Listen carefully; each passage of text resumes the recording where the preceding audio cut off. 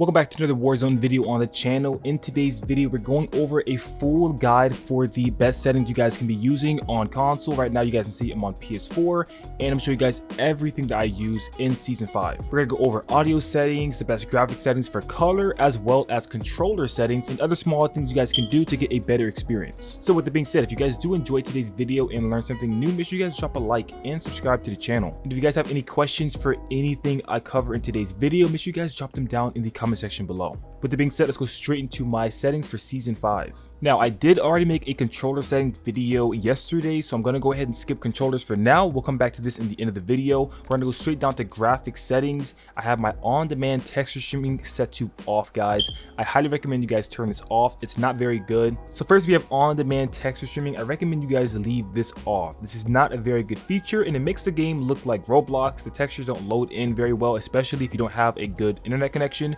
So you guys are probably better off leaving this off. World motion blur, I have both of these set to off, both motion blurs. It just makes the game look a little bit more blurry. If you guys like this, you guys can leave it on. It doesn't really change the game that much. This is more so like personal preference. Film grain though, I recommend you guys turn this completely off. It adds this grainy feel to the game, which I don't really like. So I recommend you guys set this to 0. Depth of field, you guys can leave this off as well, but this is like, once again, more of a personal preference thing. If you guys like that sort of thing, you guys can turn it on, but I leave it off. Fidelity CAS, I recommend all of you guys turn this on because this is going to increase the sharpness in the game.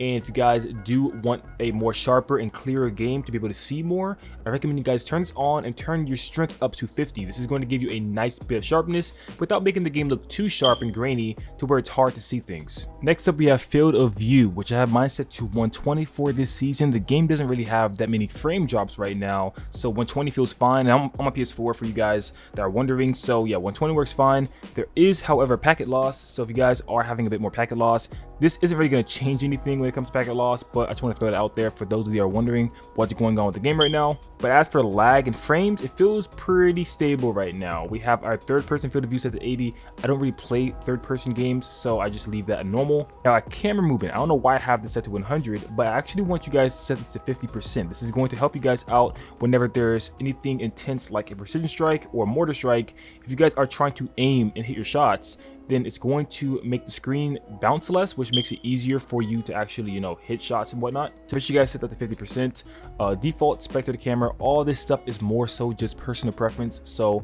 you guys can play around with this. A lot of you guys have been talking about the brightness lately, saying that you can't change the brightness on your console, and I'm actually very confused about that because as you guys see right here, I can change my brightness all the time. By the way, if you guys are wondering how my game looks the way it does, I do have a graphic setting video, and I do cover brightness for those of you that are trying to get a more brighter game and be able to see more. But right here, you guys can see that I can turn my brightness up and down easily. So if you guys are having trouble with that, let me know because I might be able to fix that. Safe area, I leave this at default. You guys can play around with this. This is not really that important. Eco mode, I recommend you guys actually set this to full. This is going to save the features and the texture rendering when you're in the lobby. That way it's not running up any extra energy from the console, and it doesn't actually affect the in-game performance. This only goes for the main menu. So if you're just hanging out in the main menu like I am right here, it's going to not really spend too much power trying to load all the assets like the planes and the boxes and your character.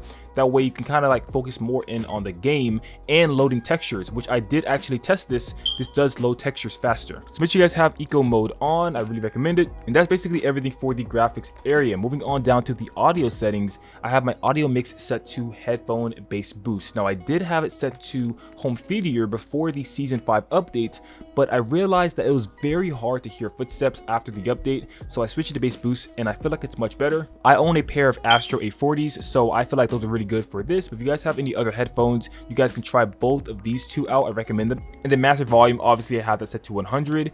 If you guys have your effects volume down, turn that up. Effects volume is actually what's responsible for footsteps. So if you guys want to hear more footsteps, make sure your effects volume is all the way up. Dialogue volume, I recommend you guys turn this down to 50 because you don't really need to be hearing all of the things going on. I mean, yeah, UAVs and precision strikes are important, but those things pop up on your screen, so it's pretty easy to be aware of those. Gameplay music, I recommend you guys turn this all the way off. That's just going to make everything 10 times more stressful. The rest are up to you guys. It doesn't really matter too much. Voice chat, I do have set to off. This is personal preference as well. If you get to play with your friends and want to talk, obviously leave this on. Proximity chat. If you guys are playing Al Mazrah and you want proximity chat, you guys can turn this on. All this stuff right here is once again personal preference. If you go down to mono audio, you want to make sure this is off. Do not turn this on. This is a very bad setting. I don't even know why it exists, but basically it mixes both audio channels into both ears, making it hard and, well, not hard. It makes it completely impossible to tell where anyone's at. So if you guys have this on, make sure it's off. Reduce tightness sound. I recommend. Oh yeah, I think I pronounced that wrong. This setting right here will reduce the sound that you get from concussion grenades and flash grenades and the shell shock, that sort of ringing you get in your ears. If you guys want this like to be more mellowed out and not so abrupt and, you know, strong, you guys can turn this on. I'm going to actually leave this on for the sake of the video because I think this is actually a pretty good setting. And down here is just more settings. Juggernaut music, I have this set to on. I don't really use Juggernauts. And then hit marker sound effects. You guys can use this to whatever you like. I like the Modern Warfare ones, but you guys have other options here. So moving down to interface, we have our menu text size is default, text chat size is default. My text chat background opacity is 20. My message duration is short. I don't really like to see messages that long. And then down here, color customization, you guys can actually use this to change the color of the game from inside the game instead of having to do anything with your monitors. Most of my graphic setting videos have to do with, you know, extra PC things if you have a PC or a capture card or graphic settings with your monitor, but this is the only way you can actually change things in the game. So if you guys come over here and go to your color filters, I believe it is said that filter 2 is one of the best ones you guys can actually use.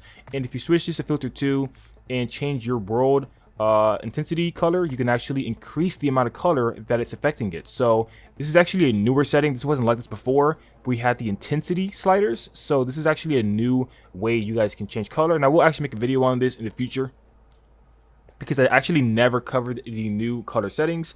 But yeah, you guys can change the intensity here.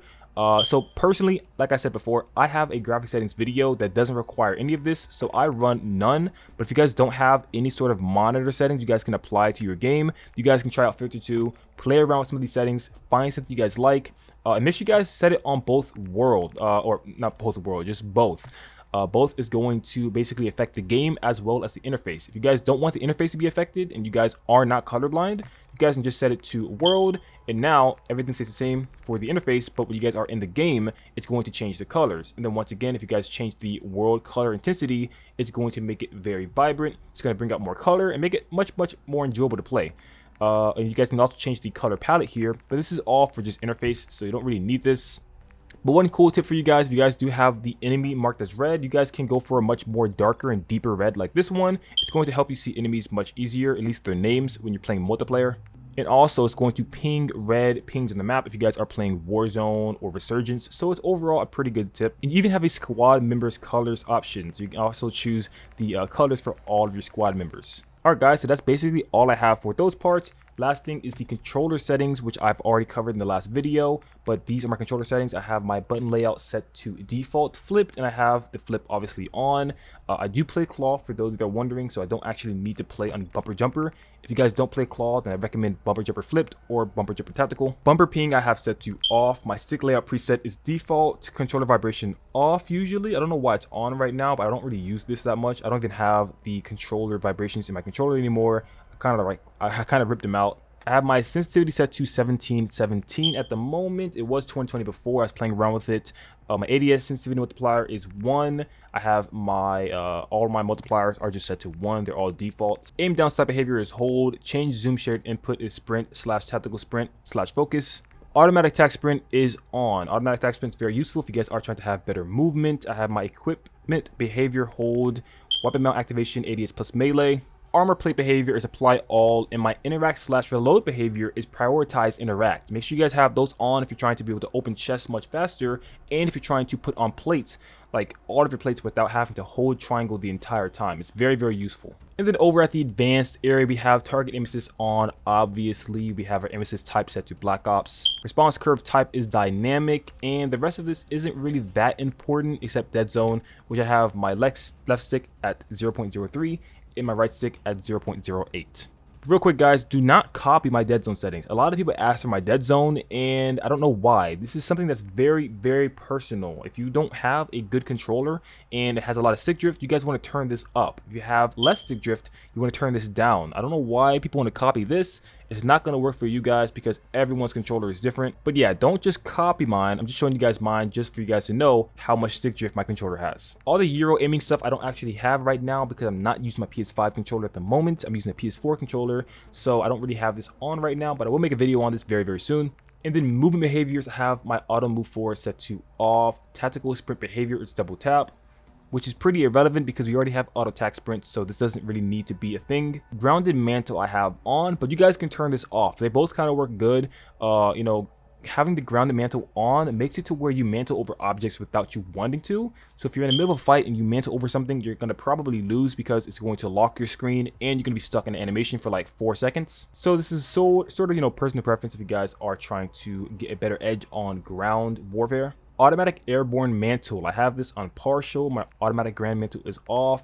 Invert, slide, and dive behavior, I recommend you guys turn this on inverted, but you guys can do whatever you want. This is kind of a big change right here because it's going to change the way you play the game. But basically it makes it to where all you have to do to dolphin dive is just tap circle instead of having to hold circle, which is very useful if you guys are trying to have better movement. However, they did actually buff sliding in Warzone 2 in the Season 5 update, so sliding actually might be useful again. But back then when sliding was basically nerfed to the ground, the only really good movement we had was dolphin diving, which is why I switched to inverted. But anyways, we have plunging underwater movement, parachute auto deploy. I recommend you guys turn this off if you want to have the best advantage at getting weapons fast. Sprint door bash on, ledge hang mantle behavior, mantle only. And the rest of this stuff is kind of not that important, but you guys can play around with them if you guys want to get a better experience. So those are my settings I have for Season 5. If I do update them, I'll make a video in the future for you guys if you guys want to know what I'm running for Season 6 and so on. If you guys feel like I missed anything in today's video, make sure you guys comment them down below. I would love to try to catch up on everything for everyone so everyone knows exactly what are the best settings for the new season. And with that being said, I'll see you guys in the next one. Peace, love, and understanding always.